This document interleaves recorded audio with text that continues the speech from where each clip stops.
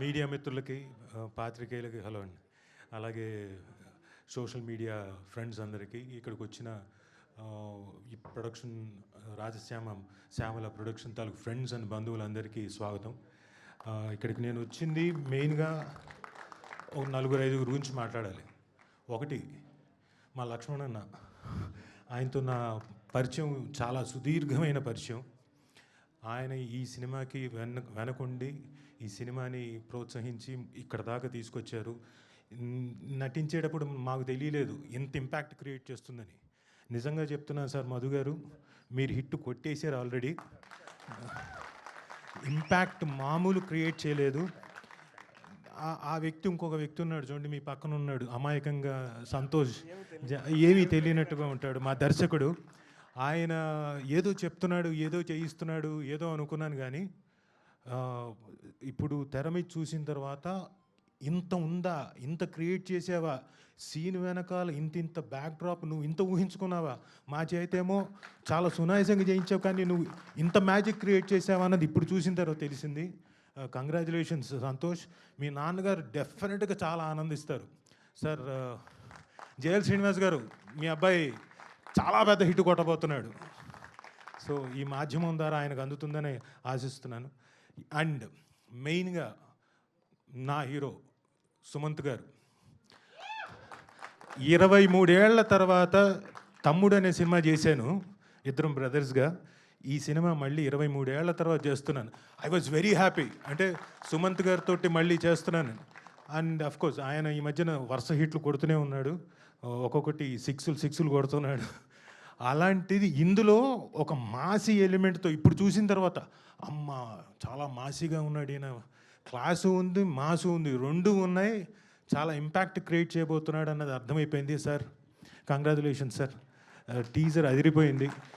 ఇలాంటి మంచి సినిమాలో, హిట్ కొట్టే సినిమాలో, ఆ రోజున కూడా మీతోటి తమ్ముడు చేసినప్పుడు కూడా ఒక హిట్ కొట్టిన సినిమాల్లో నాకు ఒక ఆపర్చునిటీ వచ్చింది. ఈరోజు కూడా ఖచ్చితంగా చెప్తున్నాను, ఒక పెద్ద హిట్ కొట్టబోయే సినిమాల్లో నాకు కూడా ఒక ఆపర్చునిటీ ఇచ్చినందుకు thank you very much.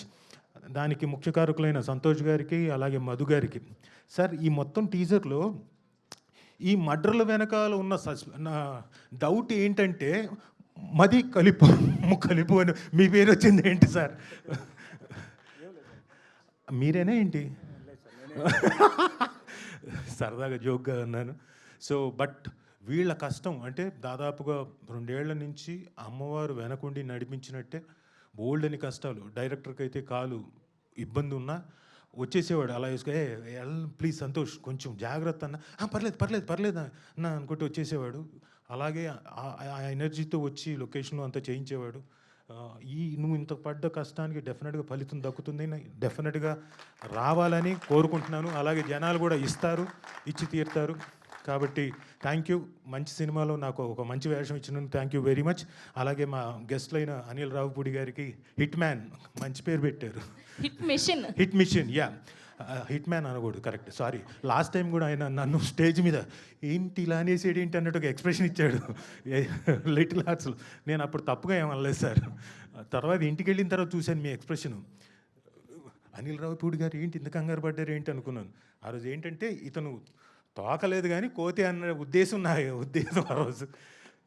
Hit machine మా అనిల్ రావుపూడి గారు వరుస సక్సెస్తో వచ్చి ఆయన ఇక్కడ ఆశీర్వదించడానికి వచ్చినందుకు thank you very much sir. అలాగే సుప్రియ గారికి, madam thank you for coming. అంటే మీ బ్రదర్ కోసమే కాదు, మా అందరినీ ఆశీర్వదించడానికి వచ్చారు కదా, అందుకు థ్యాంక్ యూ.